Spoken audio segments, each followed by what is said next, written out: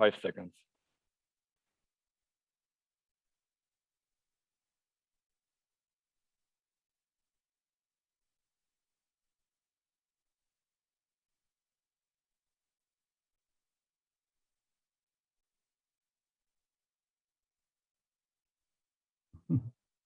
Hello, I was muted. Hello, my name is Piotr Buras. I would like to warmly welcome you at this public online event organized by the European Council for Relations Warsaw office and the Stefan Batory Foundation in Warsaw.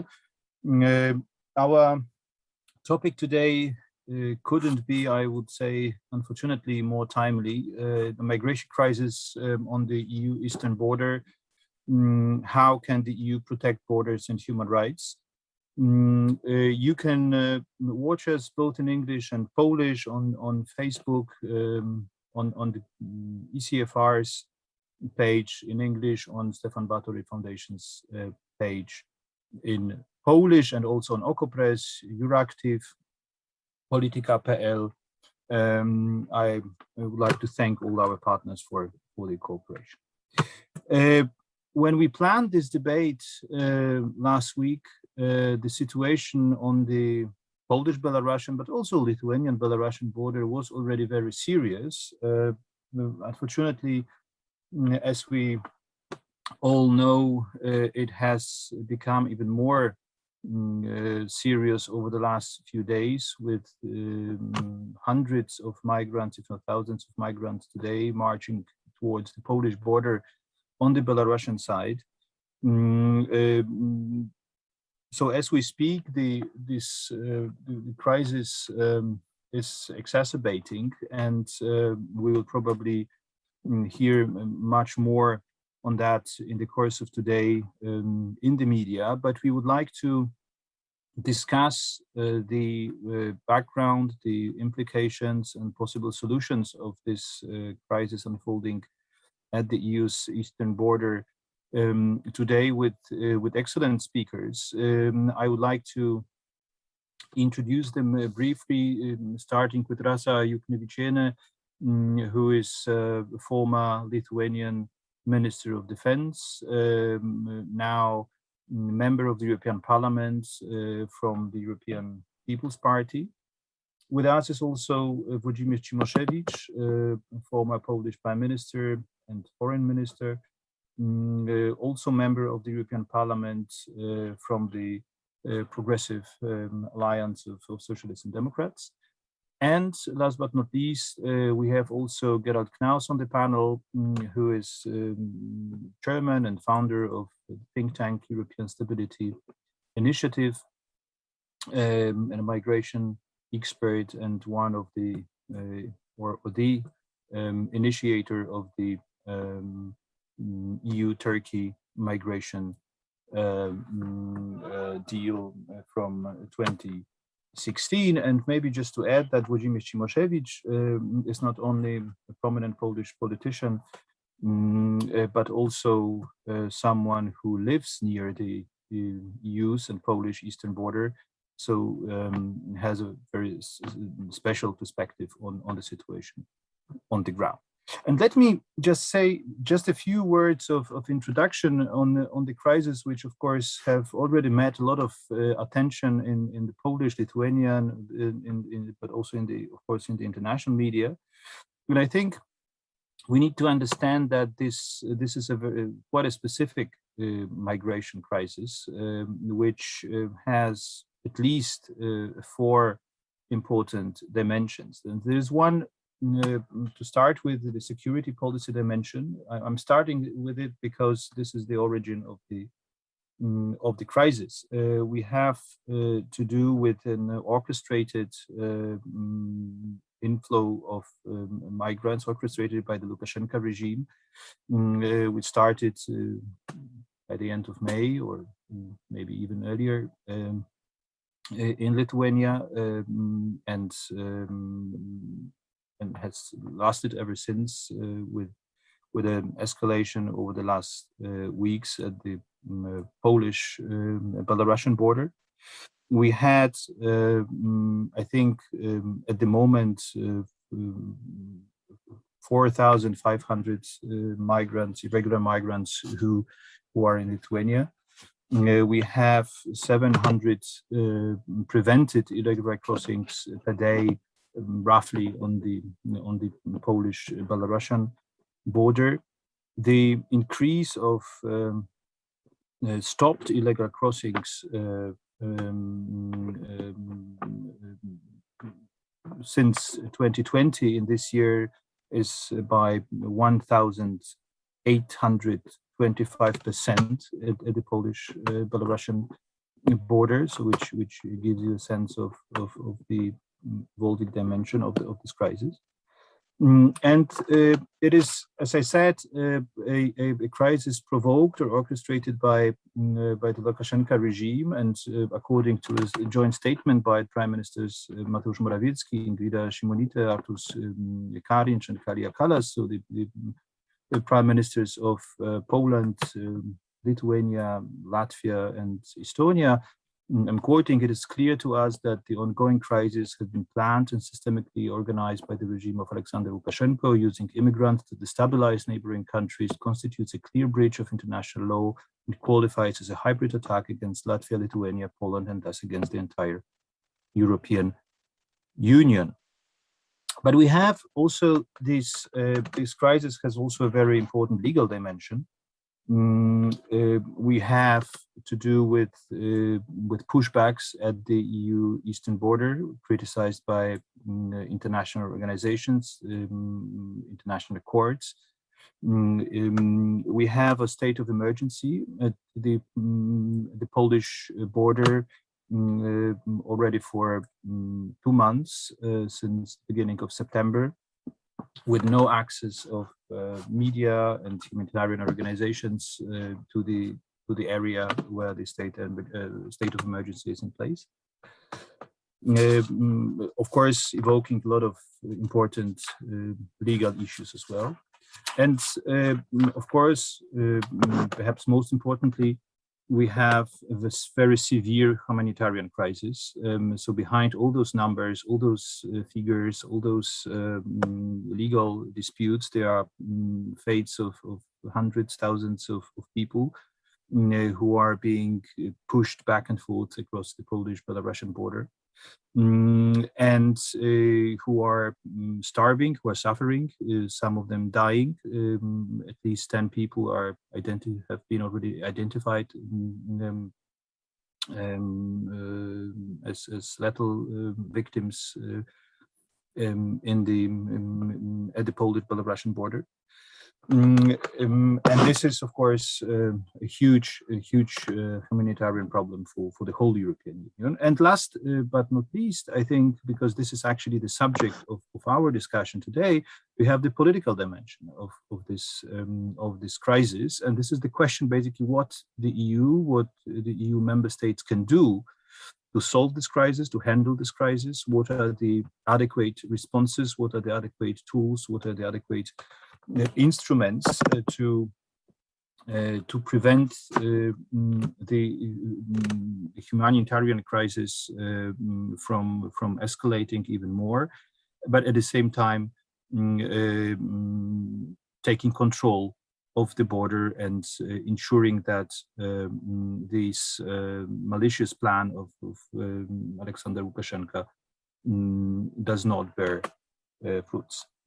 So with that, I would like to start our discussion with a first round of questions or first round of very short presentations, interventions by our panelists. I would like to perhaps start with Rasa Juknevičienė and with a question about Lithuania and how Lithuania has handled the migration crisis, which, as I said, started at the Lithuanian-Belarusian border in the spring. And if you could give us a brief assessment of how the crisis evolved there, what were the main instruments used by the Lithuanian state to handle this crisis, and what is your assessment of all those efforts, and also of the situation today, which, as we have heard over the last days, is also becoming more and more serious again at the Lithuanian-Belarusian border. So please, Rasa Knevichena, the floor is yours. Hello, everybody. Of course, today, exactly these minutes, we just started our conference. We see that the situation is deteriorating, and we have, while speaking, also we have to follow the situation minute to minute. It can be very complicated because I don't know how many, hundreds or thousands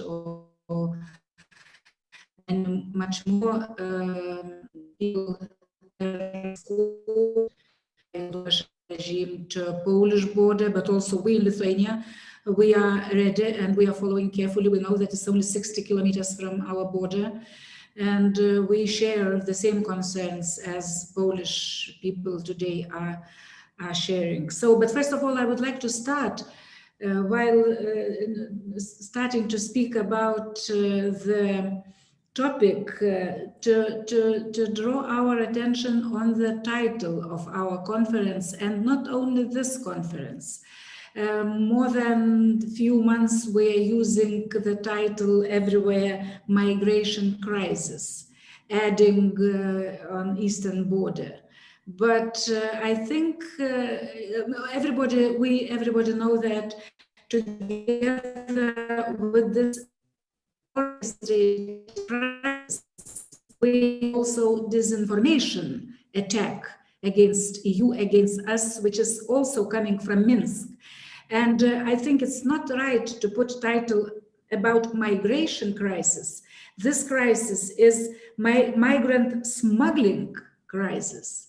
It's hybrid attack. We have to find another titles and to name very correct what's going on, because as medical doctor, I have to admit that most important, the right diagnosis in the very beginning, and only then we can put the right treatment on that situation.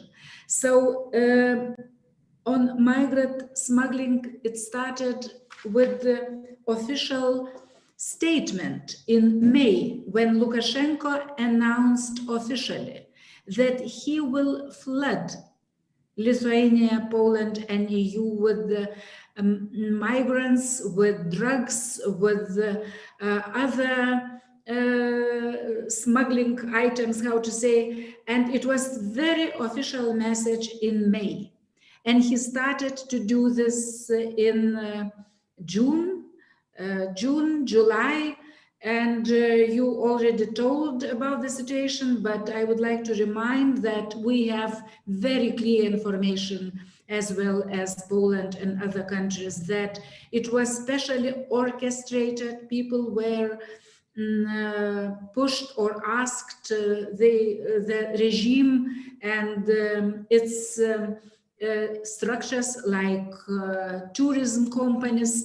They were especially looking for the people in Iraq, especially in Iraq, other countries. Special flights were opened to take people as tourists. They pay a lot of money. They came to Belarus as tourists, and then they were escorted by Belarus institutions to our border, showing the places how to deal with that. So in the very beginning, of course, it was shocking information, thousands over few weeks. Of course, Lithuania was not ready for such flood, and it took few weeks to start to to change the tactics, and it was no other choice than only to use so-called pushbacks, not only pushbacks, but maybe better to say not allowing those thousands of people to come. At the same time, we had situation, of course, inside the country, because I would say openly many proxies were activated. We have, not majority, maybe few organizations, but we have proxies. They are related with Kremlin, they are defending Kremlin, pro-Putin proxies. They started also to some kind of information campaign to change Lithuania's foreign affairs politics, to change it from this so-called value-based politics towards more pragmatic politics, to speak with Lukashenko, and so on and so on. And it looks like it was one company from outside and from inside together.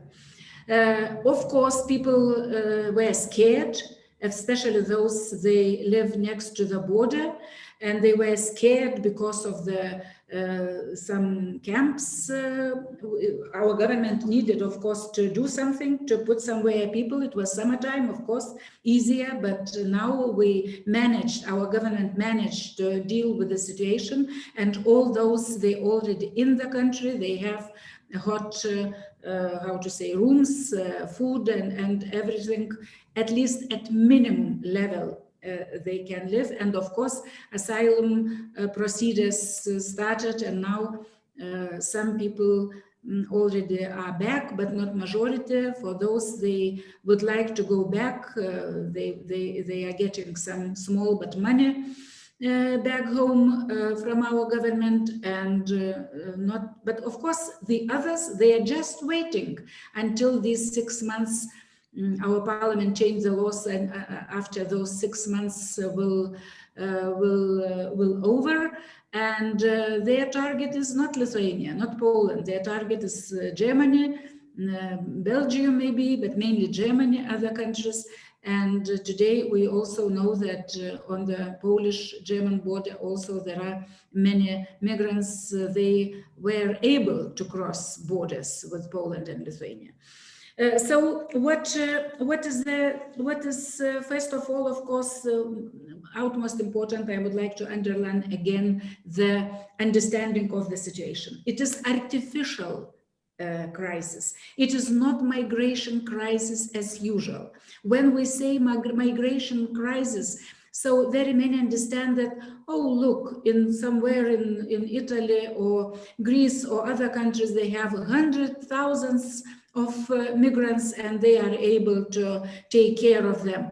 But here is totally different situation, because undemocratic or authoritarian dictatorship, they made this as a war, weaponized people, especially looking for them in third countries. It is not a natural route of migration via our borders.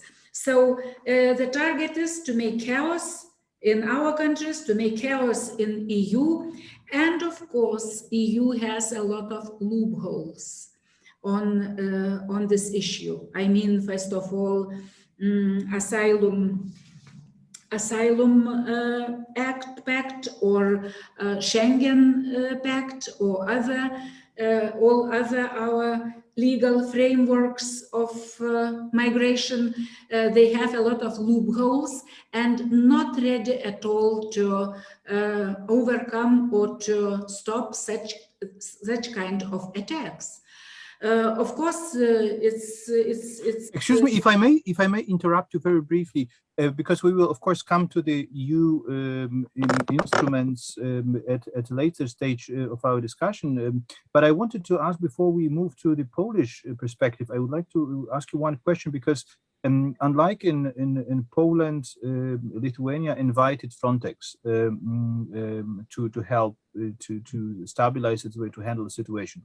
What could you perhaps say a few words about that, and what was the reason, and what was the role, or what is the role of Frontex at the Lithuanian-Belarusian border, and how it is assessed, the usefulness of the steps by the Lithuanian government?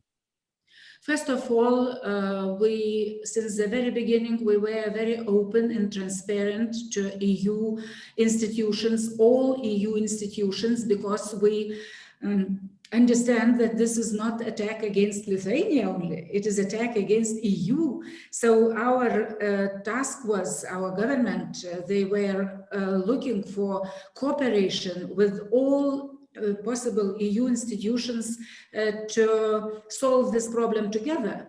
And without that, it would be not possible any good result. So we had here Ursula von der Leyen, Charles Michel, we had Ylva Johansson, we have President of the European Parliament, Sassoli, many other officials, Laguerre, Frontex, head of Frontex, director of Frontex agency, and many others. So first of all, it was important to have common understanding. What does it mean? That it is a hybrid attack. It is not migration crisis as usual. So this was utmost important. And of course, practical support, because we didn't have interpreters enough to speak with those people. We also we needed support to speak with Iraqi government, to stop flights from Iraq to Minsk, and just diplomatic support was utmost important. And until now, we are transparent, and we have very good contacts with the EU institutions. Despite that, of course, unfortunately, it is not united understanding in European Council. I have very important letter signed by some countries about the situation, asking, for example, finance the border fence or physical border, no other choice as well to do, and many other issues. So Frontex is here and they are getting information, and it's important for first of all for the transparency. I would like to add just one sentence saying, unfortunately, since we speak in Polish based conference, that of course it's my opinion, but I think many shares in Lithuania as well, that these tensions, EU-Polish tensions, they doesn't help at all. And maybe that's why today Lukashenko target is Polish border, because Lukashenko expects that EU institutions will not react the same way as we expect, because of such tensions, including this crisis as well. And of course, I would like to underline that doesn't help this different understanding on everything almost in European Parliament when we speak about political groups in one or another side. When you are opposition, especially before possible next year election, you are attacking on everything your government. So I will be very frank and open, saying that it is not this case to fight. This case, especially after today's events, it's very clear that all political efforts, all political sides have to be united. And I am happy that Donald Tusk also already announced about possibility to activate Article 5 on NATO, on NATO, environment. Yeah, thank you very much. And I'm now turning to Władimir Cimoszewicz and trying to follow up on what Rasa Jukneviczyna has just said about the very different nature of the crisis unfolding on the Polish-Belarusian border. And the question is, which is I think also at the center of the Polish but also the European debate, to what extent is this different nature of the crisis, whatever we call it, migration or security or related to the irregular migration,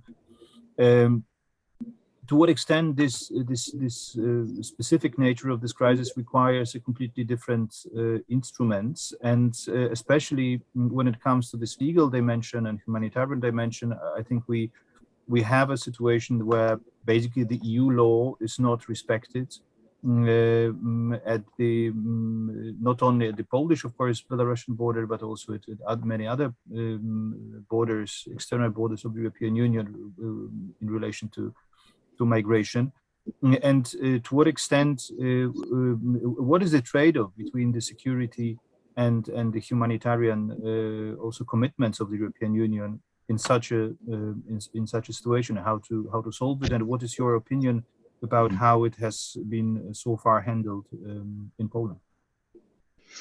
Thank you very much. First of all, we can see this situation different way depending on perspective we take. From the point of view of migrants, it's quite normal situation. People living in very poor countries or in the countries with domestic conflicts, bloody conflicts, with civil wars, try to improve their life. Sometimes they try to save their lives. So for them, that is very similar situation compared to the one of those refugees from Syria trying to get to Europe through Mediterranean Sea, etc., etc. Yes, this is unusual, this specific situation, because of course it was created, it was initiated by a neighboring country, namely by Belarus and its authorities. It was planned by them. The proof is that Lukashenko decided to waive readmission treaties, at least with Poland, already a couple of months ago. It was a signal of something that was to come, that was to be the consequence. So in that sense, yes, it is specific and it requires a specific response, specific reaction. I will in a moment say something about that. Let me say that I'm quite sensitive about the language we use to describe this situation. Russia used that well-known term of hybrid war or hybrid conflict. It's quite popular way of describing it also in Poland by Polish authorities, etc. Let me tell you that 20 years ago, during the so-called Second Chechen War, when I was in government in Poland, we got approximately 70,000 refugees from Chechnya, and nothing wrong happened. They, of course, came to Poland also with no visas. They left Chechnya, where Russians were fighting with them. I can say that Iraqi Kurds from northern Iraq come here to Europe also because a neighboring country is attacking them, namely Turkey. So in that time, 20 years ago, 70,000 of Chechens got to Poland and then to Europe with no negative consequences. And we didn't call that crisis at all. That was not a problem. Everything functioned as it should.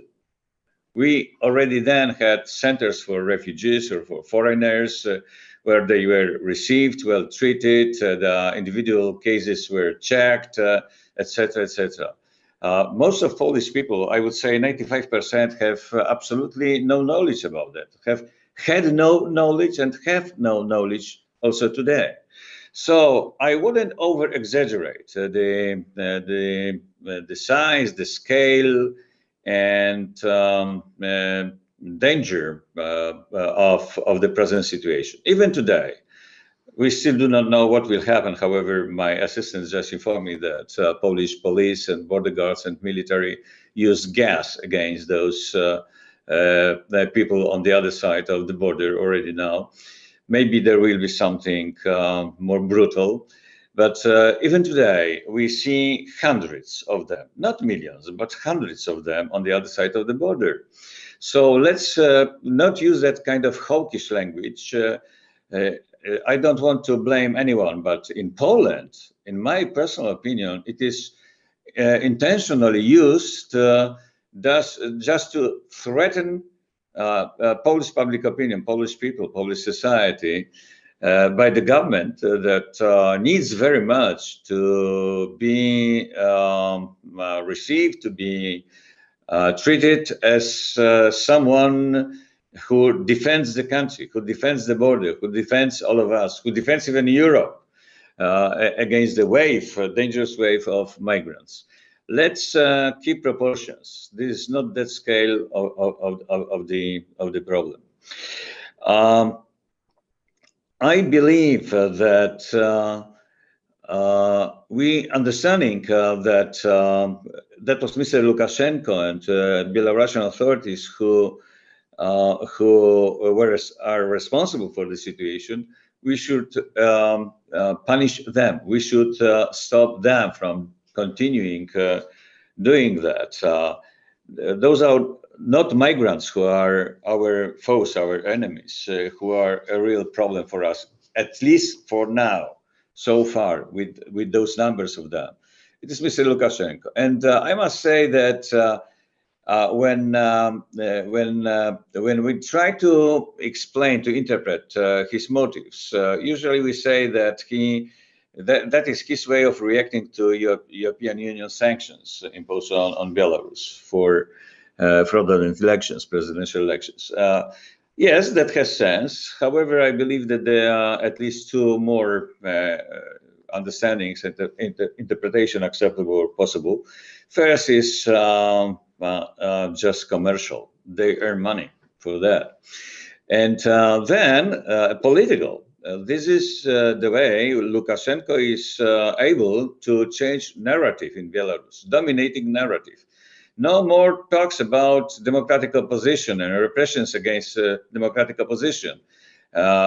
He also uses that aggressive language, speaking about threat coming from Poland, the necessity to defend sovereign Belarus, etc., etc. He uses very strong language by saying that if they try to do something wrong to us, we will react brutally, etc. Paradoxically, situation on Polish side is similar.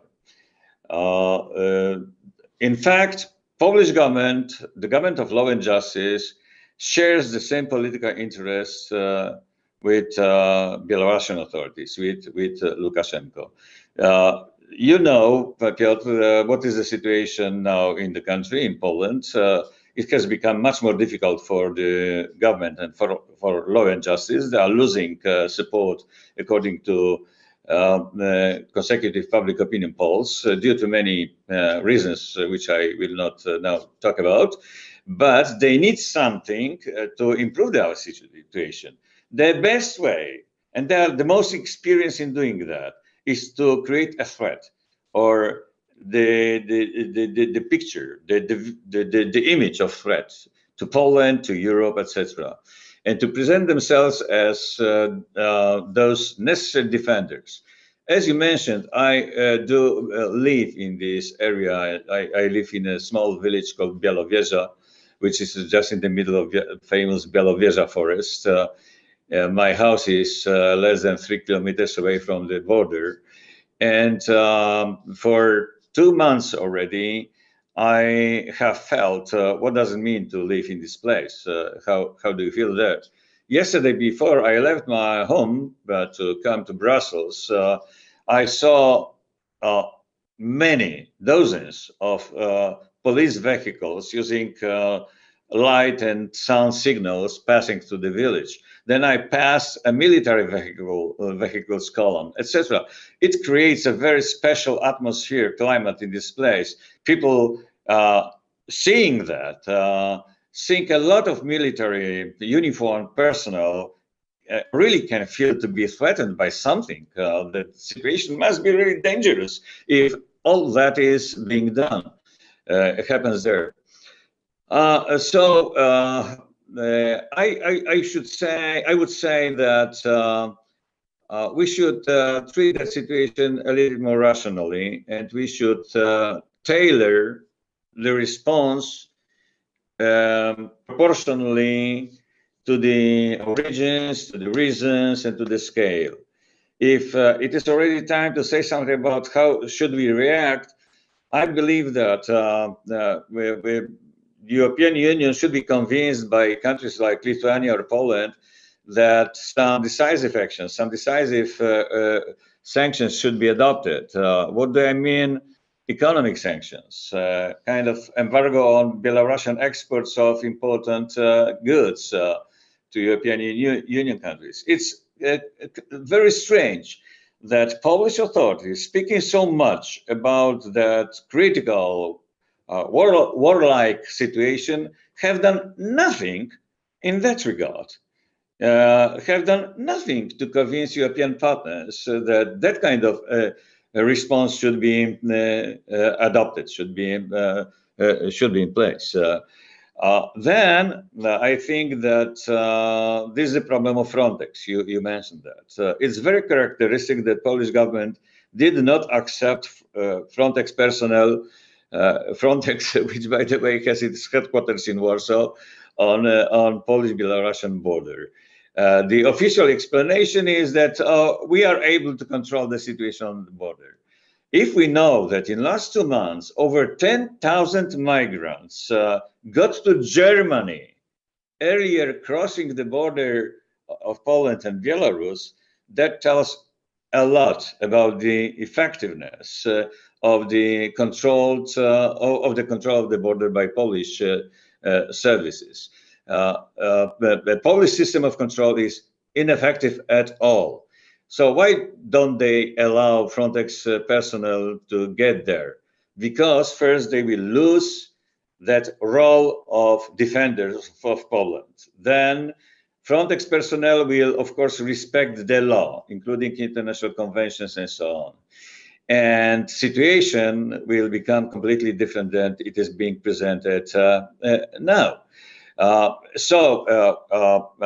European Council as a political body should push on Polish authorities to accept Frontex personnel on the border, since it is not exclusively Polish problem. It is European problem. It is, for instance, German problem. There are much more of those migrants in Germany now than in Poland. And of course, there are also humanitarian moral reasons to go in this direction. Finally, I believe that if it continues to be about hundreds or even thousands of migrants, they should be let to get into our countries. They should be checked according to the legal procedures, and those who do not deserve to be allowed to stay in European Union countries should be deported on the expense, on the cost of the European Union. That would be effective. That would be that will be humanitarian, and that would be just right thing to do. Thank you. Yeah, thank you very much. So, Gerald, we have just heard already. You know, we moved from the analysis of what's happening in Lithuania and Poland already to the question, which is probably the most fundamental one at this very moment. Also, what the EU, what we all actually could do about this crisis, and I think there is a sense, and Mr. Cimoszewicz mentioned 3 points: more sanctions on Belarus, Frontex at the Polish-Belarusian border, and asylum procedures for the migrants.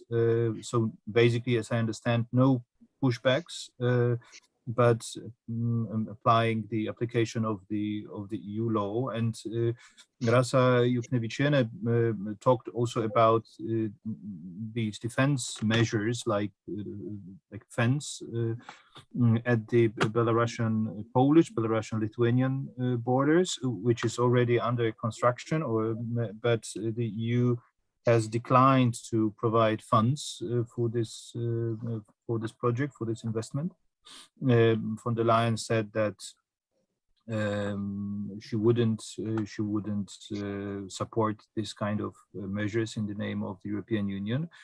So there is quite a broad spectrum of measures which have already come up in this discussion. But I think what is still not entirely clear is what, put it very simply, what to do and how to manage actually the people's flow. I mean, we have right now that we have the hundreds or maybe more of migrants marching towards the Polish border. We heard that there is gas being used against them. And so the question is, of course, we can say asylum procedures should be provided, but then we know that there is very difficult to deport people from the countries of origins.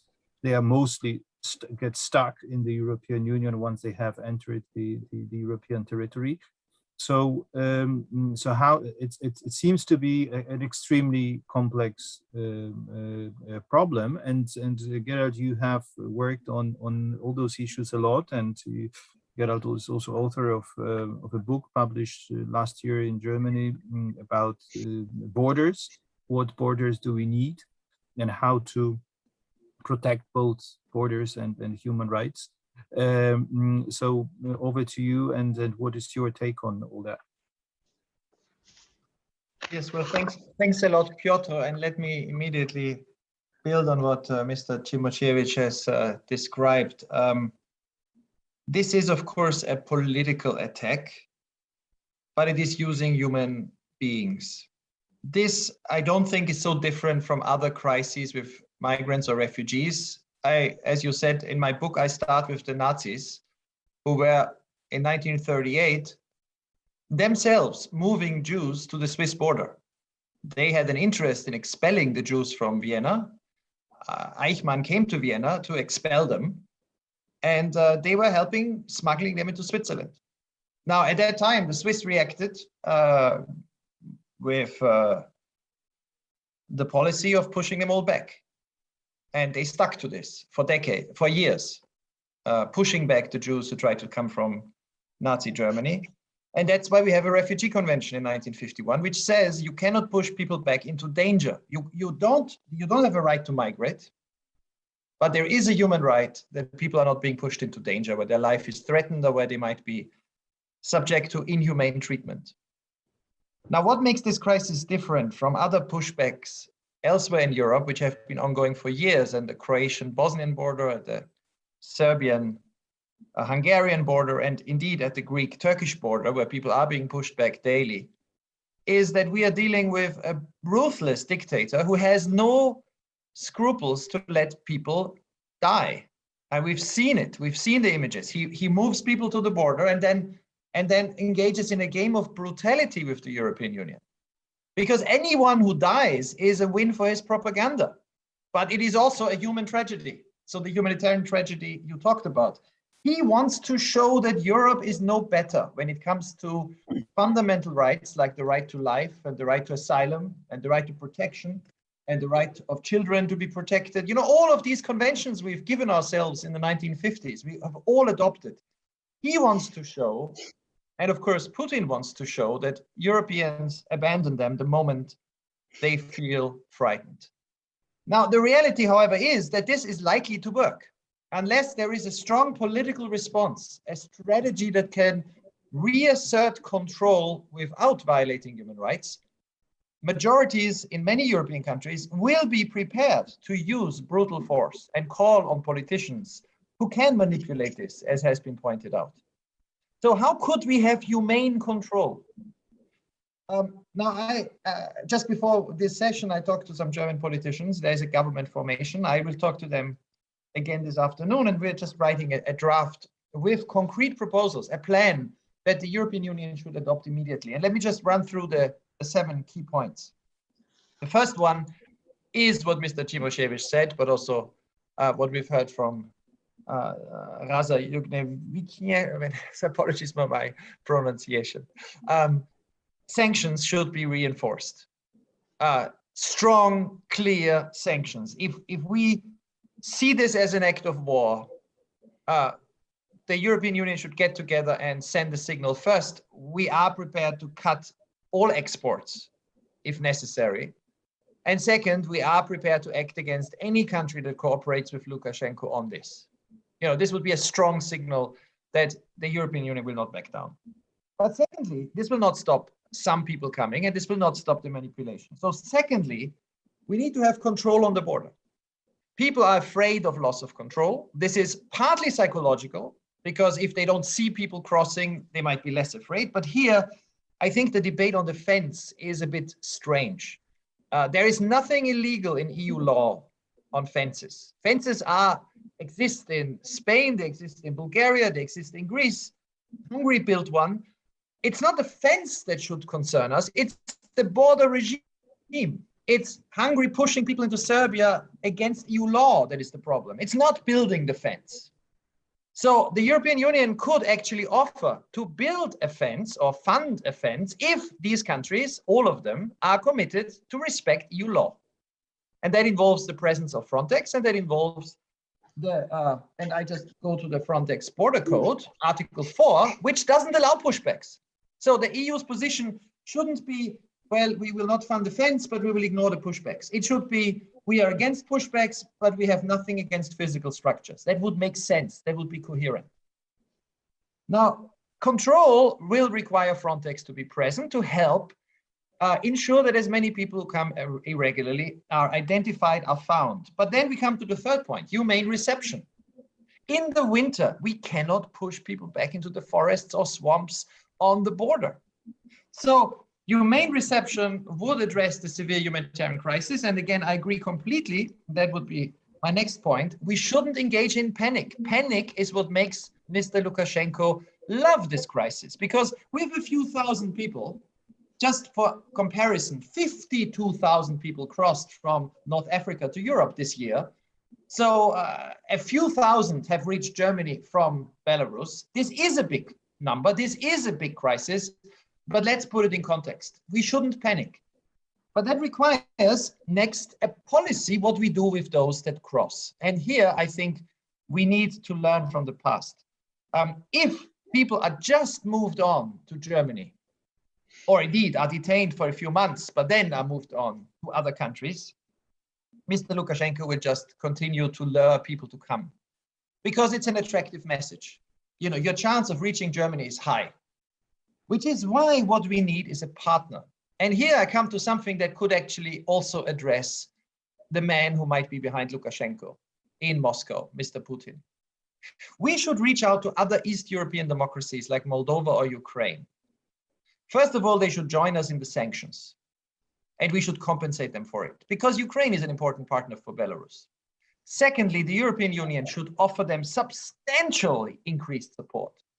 You know, they are being put under pressure from the Kremlin. We are being put under pressure from Belarus. But if they would agree that from a cutoff date, from what is it now, the 8th of November, from the 10th of November or the 20th of November, the sooner the better, they are prepared to take the people who we have identified who crossed into Poland or into Lithuania, that one can transfer them there where there will be humane conditions. The European Union can fund reception conditions. It's about a few thousand people. Germany dealt with 10,000 people a day arriving in 2015. So this can be done. There are organizations that can set up camps that will be humane. They will be transferred to Moldova or Ukraine. And these countries will be offered a substantial support to help them against blackmail from the Kremlin, whether it comes to energy or other issues that are important. I would even include a debate on whether one shouldn't offer more ways of integrating with the European market that we have already offered. A signal to the Kremlin, the more pressure you put on us, the more we will support countries in Eastern Europe. Now, to do that, next point, you need a council decision. Because at this moment, the procedure directive, which is EU law, doesn't allow to send an asylum seeker who arrives from Belarus to Poland to Ukraine. Article 38 of the asylum directive says there needs to be a connection. But this article, which is not based on international refugee law, there is no requirement under international refugee law against transferring somebody to a country where their human rights are guaranteed.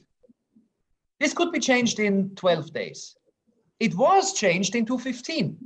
Remember the last crisis. At that time, the European Union made a decision, and it is according to Article 78 of the treaty, that in a situation of, and let me quote because I have the article in front of me, in the event of a member state, one or more, confronted by an emergency situation characterized by a sudden inflow of nationals of a third country, the Council, on a proposal from the Commission, may adopt provisional measures. And this at that time took 12 days. So the Council could now propose, the Commission could now propose tomorrow that Article 38 of the Procedures Directive is removed. All the human rights guarantees are still there. We can't transfer people to a country where the human rights are violated, but we can transfer them to a third state. And immediately we should start negotiations with Ukraine, Moldova, or Georgia on what they would be prepared to do and what we should be prepared to offer. If we would do that, we would send a signal that we will not let people die, we will not risk people's health, we will not push families and children back into the forest, but we also will not give in and start negotiating with Mr. Lukashenko on the sanctions. We are not him. We have these conventions. We are not the GDR. We will not put mines at the border. The GDR built a wall when in 1 month, 20,000 people left the country. And they saw it as an existential threat to the regime, and they said violence is justified. We should not do that. But we need to show that we can be in control. I think this would be a way forward. The sooner we do that, the better. It would be a signal to Lukashenko and the Kremlin that we will not give in. And in any case, it would be a humane way of reasserting control by signaling to people. And some of these people are misled. They are being told that they can see their relatives in many cases that are in Germany. You know, Syrians who are in Syria, their relatives are in Germany, and they are being told, come to Minsk, you'll be seeing your relatives soon. I mean, these are human tragedies. We must show, don't be lured in, but we must not be more inhumane and more brutal than Lukashenko. And I think this would be a way out of this crisis. And it certainly, compared to the situation with Turkey and in the Aegean in 2016, the numbers in this situation, we're talking about hundreds, a few thousand people, would make such a solution practically possible. Yeah, thank you very much, Gerald, for these very concrete proposals. And I'm sure our two other speakers would like to react to them. And so I would like to invite you first, Rasa Yuknevičienė, to perhaps to say a few words of comment, but also there were on Facebook in the chat there have been some other issues raised, which I think go in a similar direction, basically asking for more clarification on other tools the European Union could apply. First of all, to what extent sanctions, further sanctions against Belarus are realistic, and what could they involve, and what could be the leverage the EU could have on Belarus. We know that this discussion is going on, and the European summit at the end of October, the political decision was taken that the sanctions will be toughened. But your opinion about in what direction should they go would be very very welcome.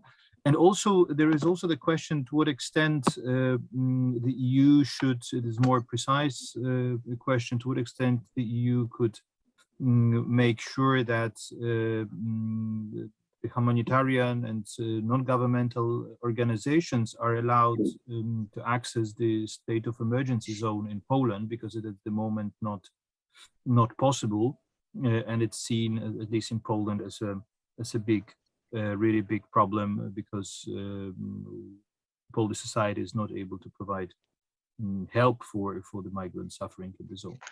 So maybe Rasa Yuknevičienė, if I may start with you, and then Mr. Čimošek.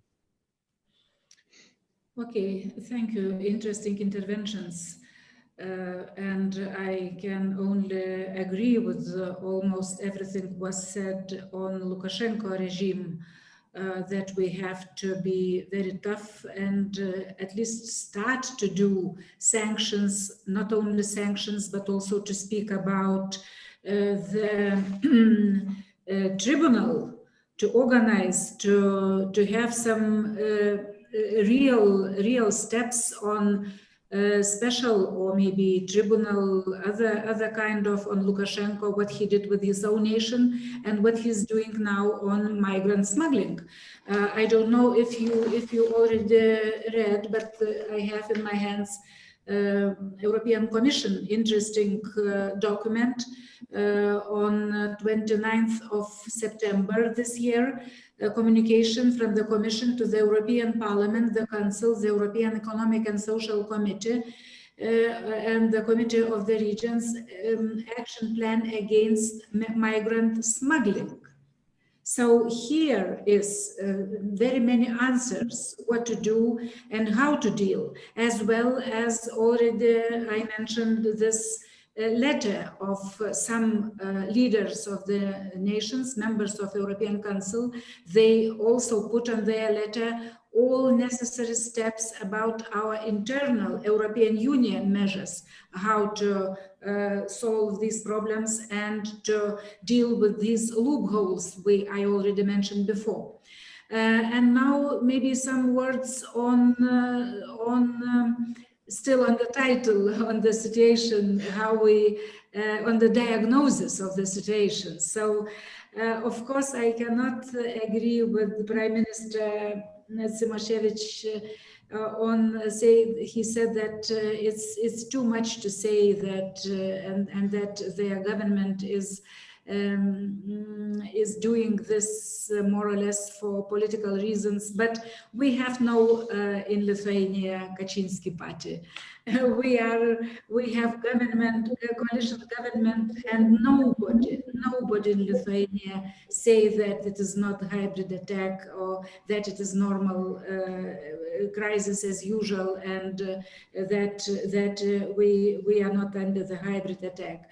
And recently, I have very fresh, very new NATO statement on the situation of today, where also NATO stated that it is a hybrid attack. And they have in mind it is the combination of military and political operation. It's their assessment of NATO countries. Ursula von der Leyen several times mentioned that. We voted in the parliament on the resolution on Belarus, where also hybrid attack was mentioned, as it's everybody understand what does it mean. So yes, of course, first of all, very clear plan on Lukashenko, but not only, on Kremlin, Russia as well. Until we will not have very clear and as much as possible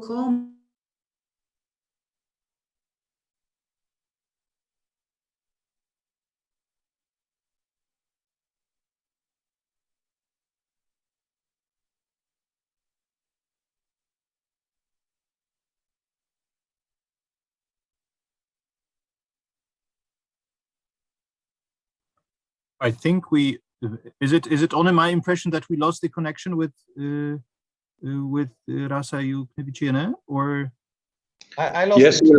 Yeah.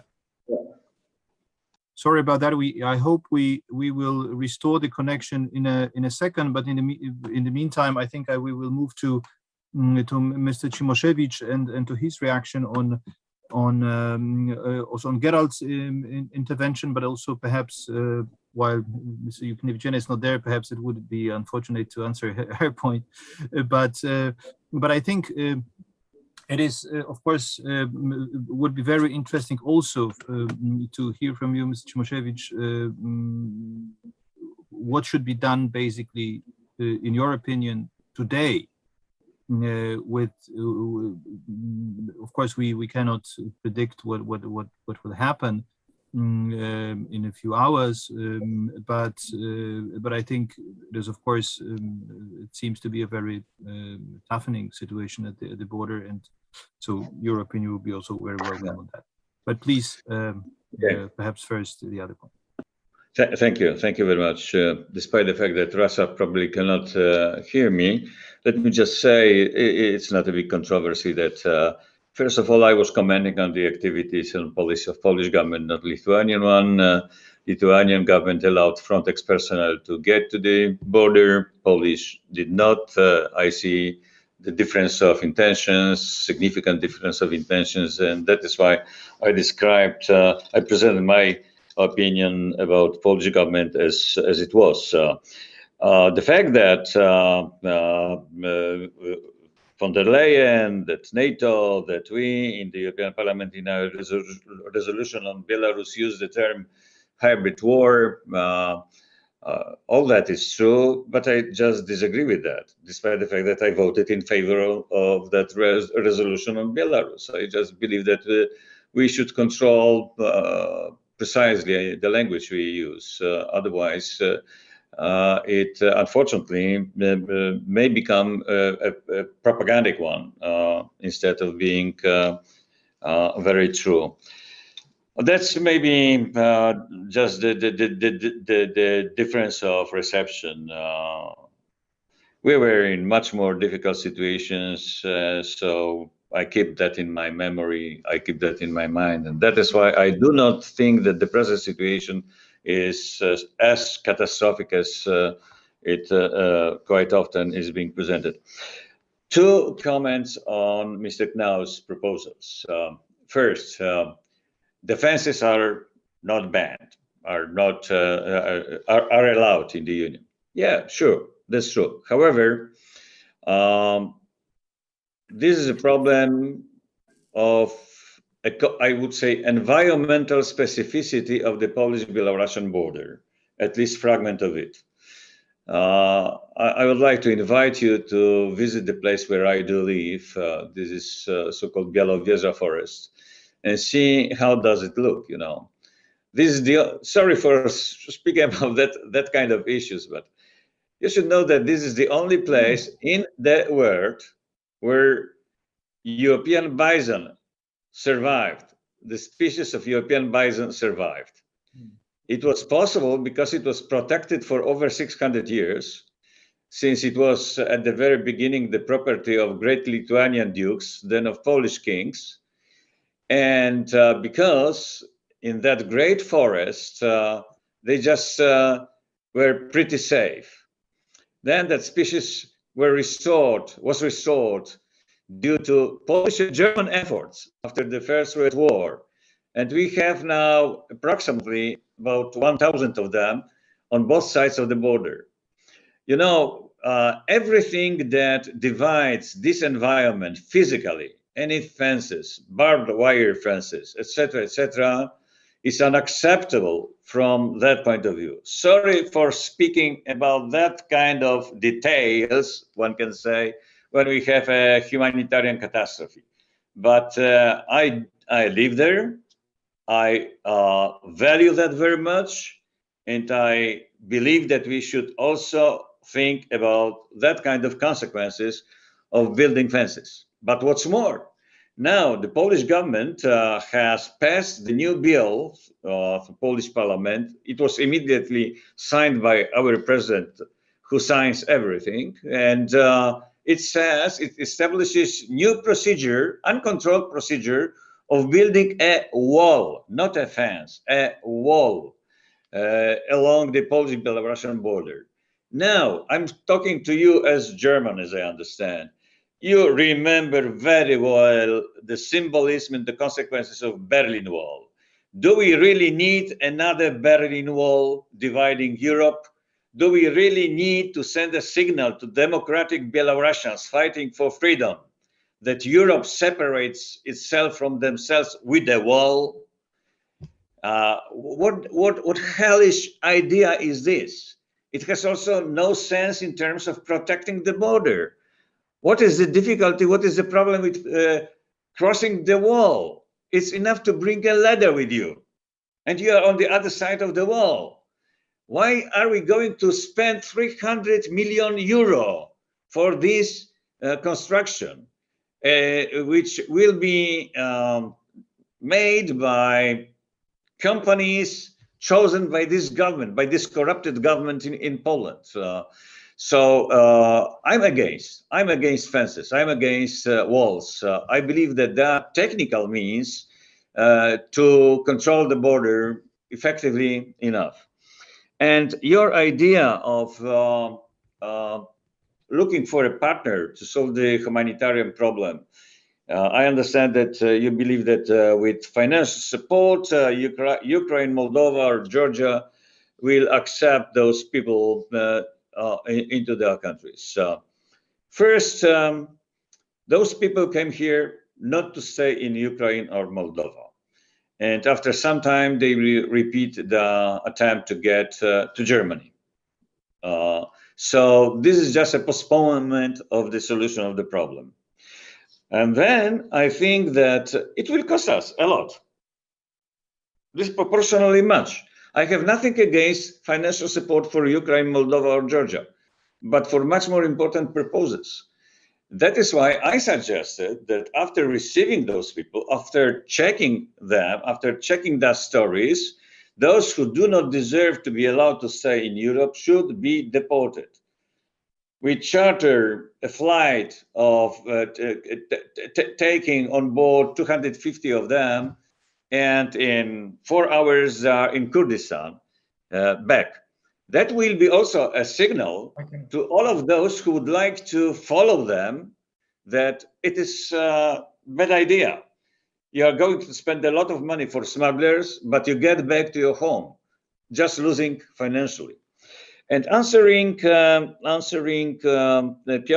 the question related to the today's situation on the border, I don't know what's going on, but what will be the worst scenario is a conflict involving personnel, uniformed personnel from Belarus and Poland. And it doesn't matter which kind of services they will represent, army, border guards, police, anyone. I am afraid very much that this minor trouble may result in something much bigger, much more dangerous. I'm really afraid of that. So everything that will allow to calm down, to decrease the level of tension would be the right thing to be done. That is why if I was Prime Minister today, I would tell the police, army, commanders, don't use force. Try to convince, try to talk, etc., etc.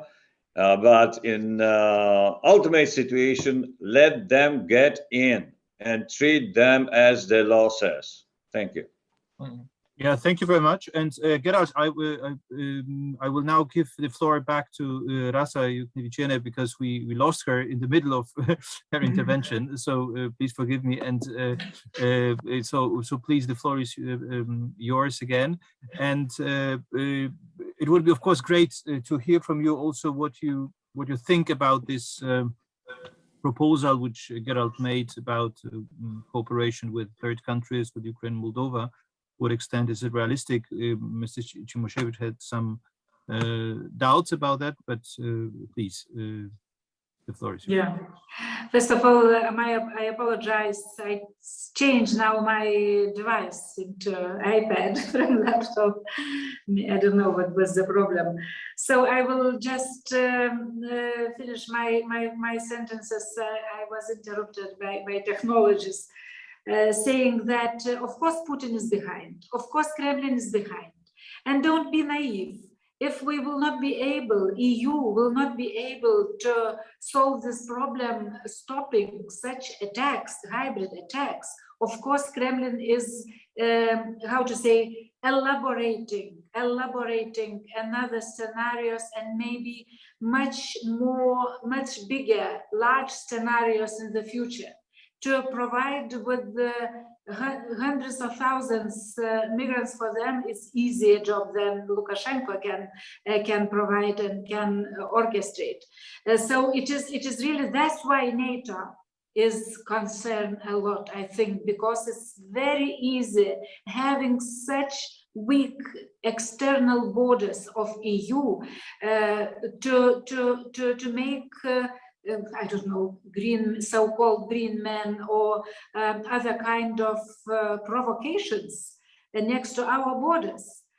So unfortunately, I am not, of course, I don't know any one person in Lithuania we love or like to build fences or such kind of walls. Of course not. Myself, I was born locked by iron curtain in Lithuania. I was not able half of my life to live, to see any Western country. So my heart, of course, is full of blood.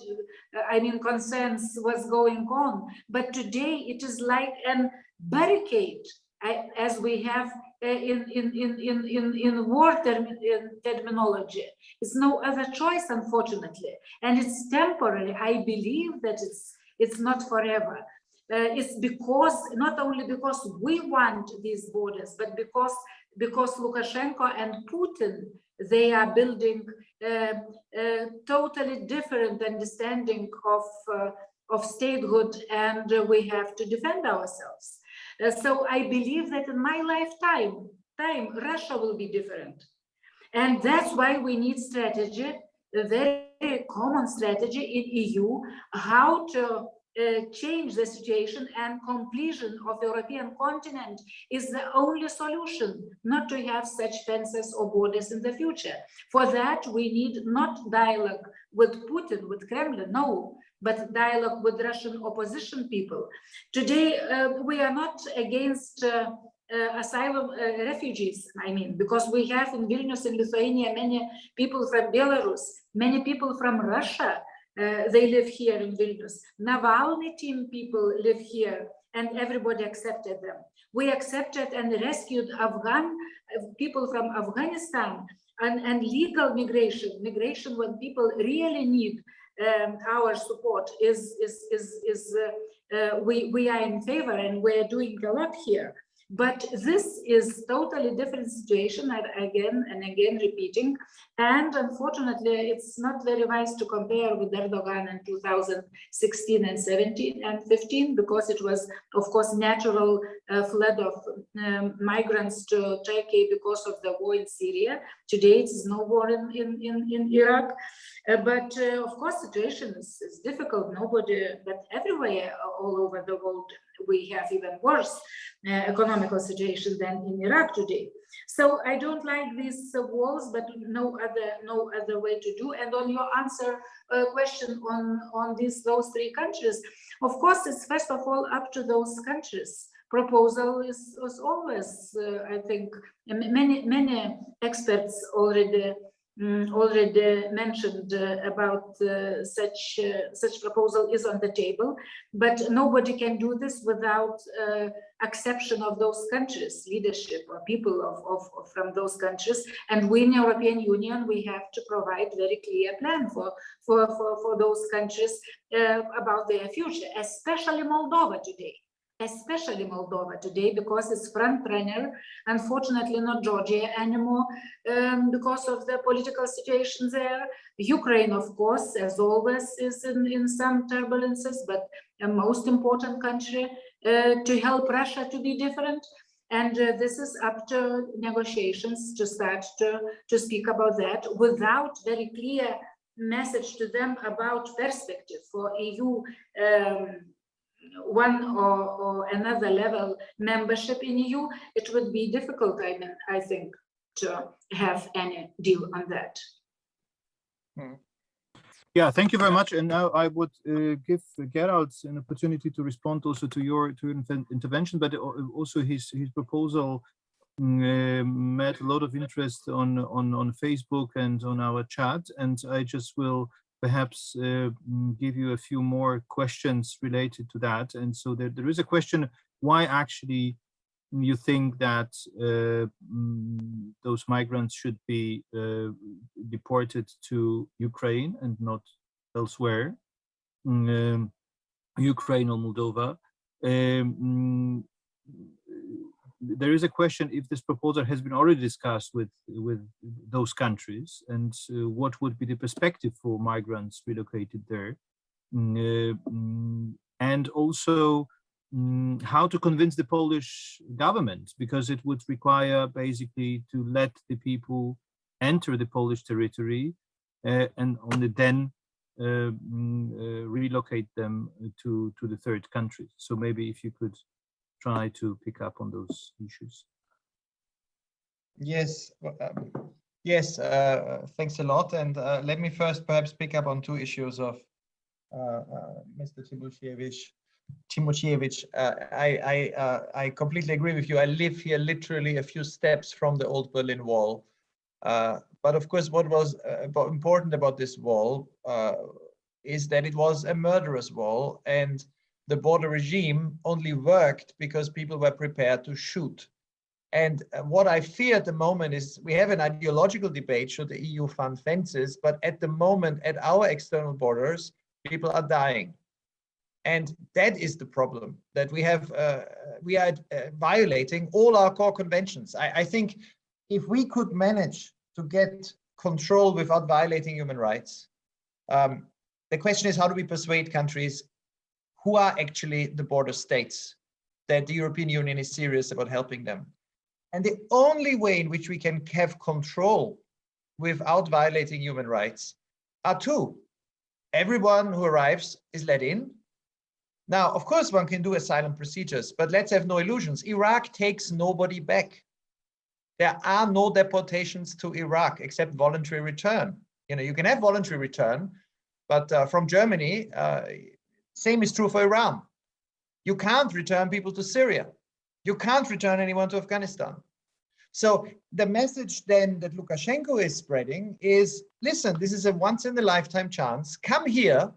Then he is manipulating people. He deprives them of their property. He takes away their money. He brings them to the border and he lets them enter into life-threatening situations. The way to stop this, if the only response is to let everyone in, which I was in favor, of course, in 2015.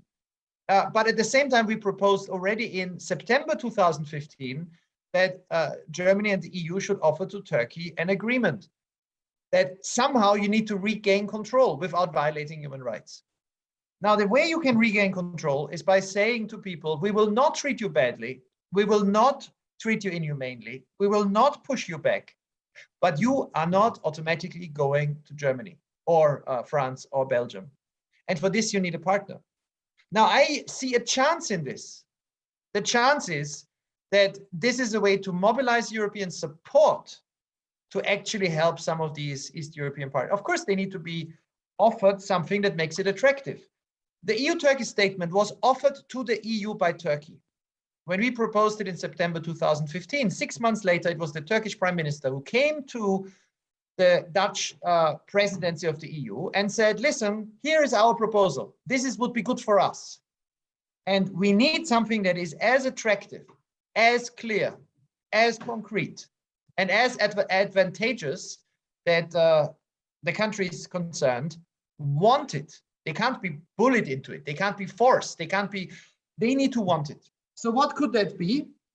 Well, I think for Moldova, the very best thing would be to offer, indeed, as Raza was saying, a European perspective. Not membership now, but much closer integration with the single market. What should be offered is support in energy, becoming serious money in order to create less dependency on Russian blackmail. What should be offered is serious political support, much stronger than we have at the moment. And I think you can get a European Union consensus around this if these countries help us deal with the blackmail from Lukashenko. It is in the end a psychological battle. He is trying to create panic. Now, I agree with you that the numbers are small, still, but the panic that he has created, he must think it's a massive support. And with the media he has, with French elections coming up, with European allies of Putin waiting to exploit this, the far right everywhere, this is a real threat. So Europe shouldn't panic. We shouldn't give up our rights. We shouldn't violate human rights. We should honor our conventions. We should remember that these are people that we are dealing with. But we need to find a solution to show that we can have control. And let me just conclude by saying that what I propose has been proposed by Australia, which reached an agreement with Malaysia in 2011, where the idea was to stop boat people who drowned in large numbers. It was a Labour government which proposed this in 2011. Malaysia would agree to take people back who arrived in Australia. UNHCR would look after them in Malaysia and they would have a chance to apply for asylum. There would be a safeguard of human rights. UNHCR, and this is a press release from them, welcomed this arrangement at the time. It said that this responds to a particular context and prevents further loss of life and addresses the people smuggling challenge. This is the kind of approach that we would need now. And the sooner we have it, the sooner we show to Lukashenko that we are not helpless.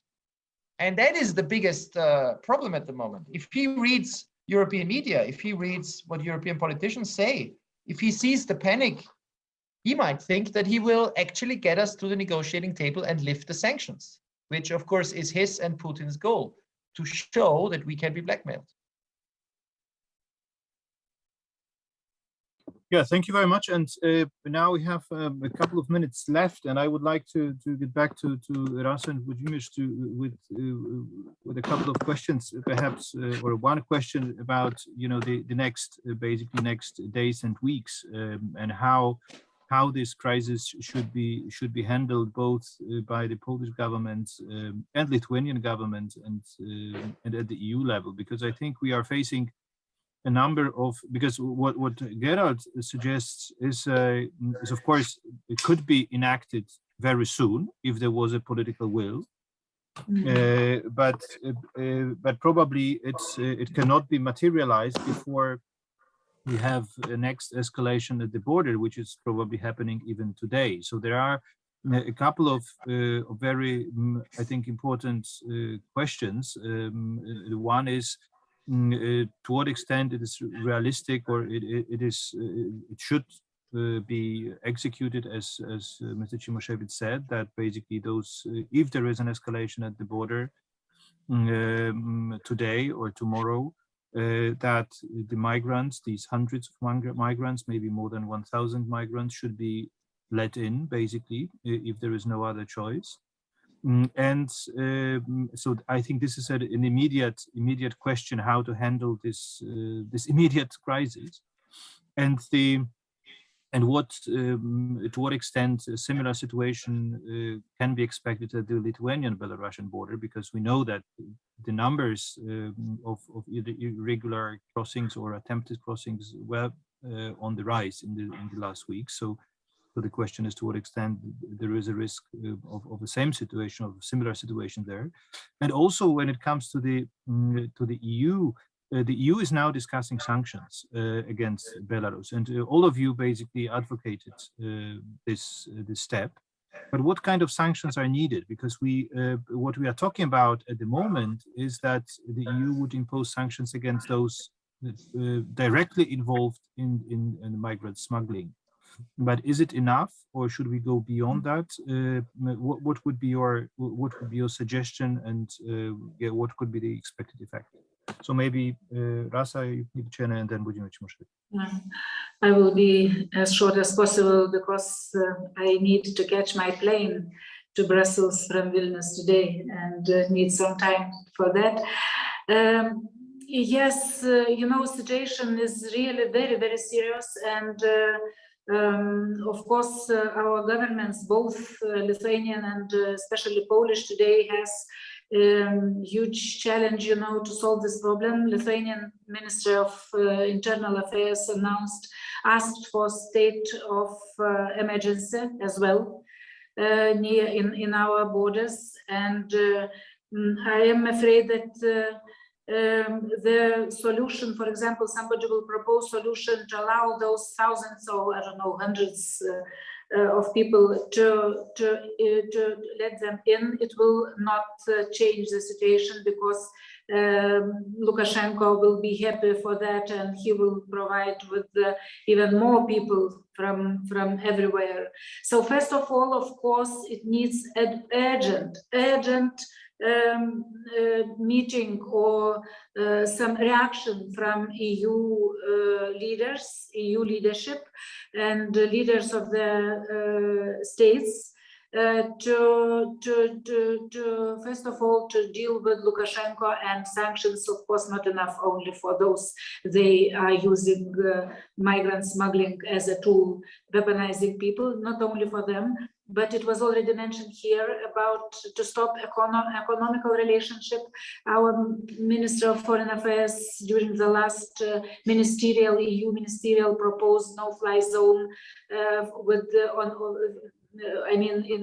on Belarus, and all companies, they have to stop flying, first of all, to Belarus, to Minsk.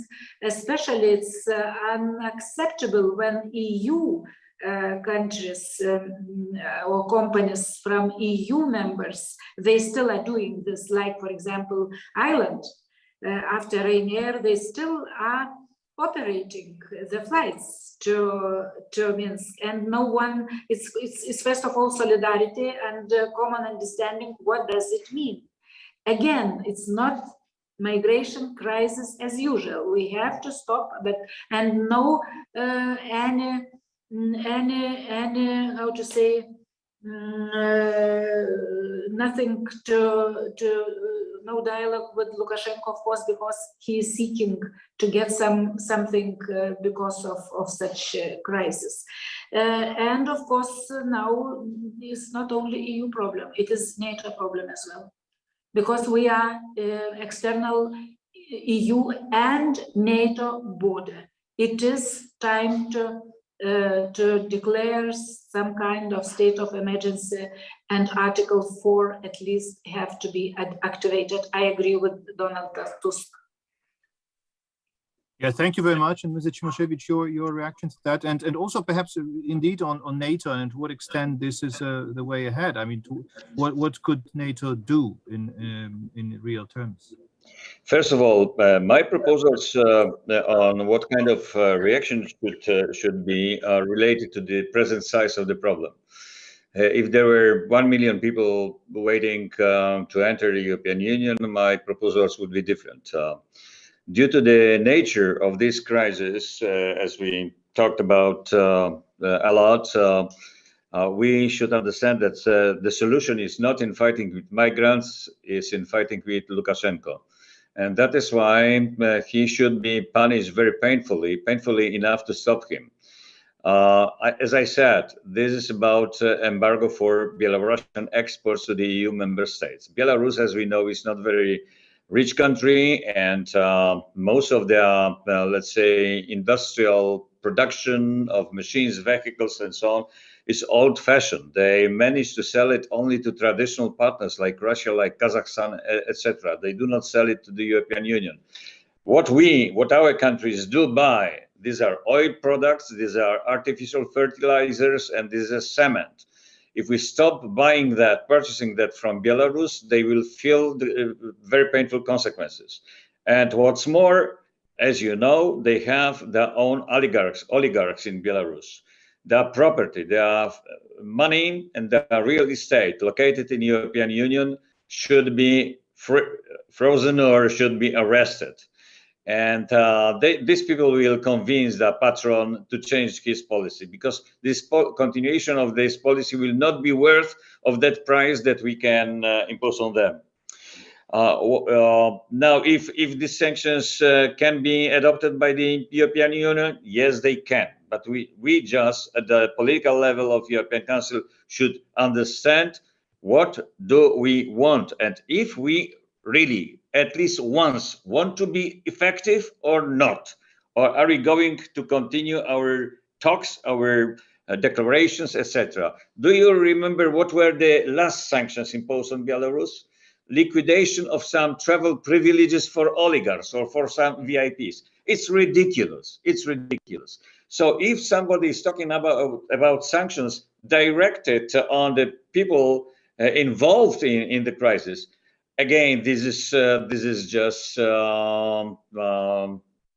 this is a joke, a kind of joke, because these are officials dependent on Lukashenko. They do not care if they will be covered by a visa ban by European Union member states. They take care about their lives and their jobs. So we have to hit economy. We have to hit the government. We have to hit the Lukashenko, and I believe it is possible. Thank you. Yeah, thank you very much. And Gerald, we have just 2 minutes left, but if you wanted to have some final words and maybe also address very briefly one question which quite a substantial and broad question which was raised by Sara Nowacka from Polish Institute for International Affairs, who is asking to what extent we have a guarantee that the future governments of Ukraine will not perhaps use the migrants you would wish to be relocated there in order to blackmail the European Union. And perhaps a better solution would be to provide legal channels of migration for the countries from for the Middle East and North Africa, which has been already discussed many times, but not yet fully implemented. Gerald, the floor is yours, but be brief, please. You are muted. First, I'm very much in favor of legal channels, and I have been part of a commission in Germany that has asked the German government to at least match Sweden and bring in every year 0.05% of the population. That would be 40,000 people through resettlement, through legal pathways. At the moment, it's only 5,000, not 40,000. Because anybody, a lot of the people, or some of the people who are coming at the moment and who are stuck at the border, they would have some legitimate reasons. They are relatives of people who are already in Germany. Secondly, I fully agree that what the European Union must not do is engage in a competition of brutality. Mr. Lukashenko is prepared to let people die in the winter. We cannot. And if that means that a few thousand people get through, as they did in 2015, then so be it. That's our values. So on this, I fully agree with Mr. Cimocevic. But at the same time, I know politically, and I've just been in France and I've seen the debate in many European countries, a laissez-faire policy will not work. It will not be sustainable for the European Union. So we need to show some way forward. Now, you negotiate with countries, you make offers. The goal of these agreements is to reduce the incentive to come. There are examples, and I described them in my book, of such agreements working in the past. We can't make a deal with Mr. Lukashenko because what he wants, we can't give him. But we need to find other partners to show that we don't need brutality, but the border is not open. Now, this will take some weeks to put in place. The sooner we start, the better. And in the meantime, the most important thing is not to fall into the trap that we become as bad as Lukashenko and that we abuse these human beings, because that's, again, on the language. For him, for Lukashenko, this is hybrid warfare. For us, these are still human beings, and irregular migrants and refugees have rights. The human dignity is the foundation of the EU. So the very first thing that the European Union should insist is that there is some presence in that area of humanitarian organizations, that Frontex is there, and that the European Union law is being respected. Now, I know this won't work without a strategy of humane control. And that's why I think we need to discuss as quickly as possible about realistic ways forward. Thank you very much, Gerald, and thank you all, Włodzimierz Cimoszewicz and Rasa Jękiewicziene, for this great discussion. I think as much as we are in a quite dramatic situation, I dare to say, when it comes to what's happening today, but also what has been happening for the last few months on the eastern border. I think this discussion provided us with a number of, I also dare to say, even optimistic points, that it's not all completely hopeless. We are not doomed to losing control of the border. We are not doomed to violating our fundamental principles and human rights, and they are, even if it is very difficult, there are some political and other ways to make sure that all those fundamental principles are respected. And I think that was the message which came across very powerfully during this debate, that as much as we can disagree on some detailed questions, there is a very strong common understanding that what matters at the end is human dignity and fundamental values. The also European Union and all our democratic countries are based upon, and we would do whatever it takes to protect them and to make sure that they are not compromised. With that, I would like to thank you all very much for this discussion. Thank you very much, all those who followed it until the very end. And of course, the recordings of this debate will be also available on our website and on the website of the Battery Foundation in Warsaw. Thank you very much, and have a nice afternoon and evening. Thank you very much.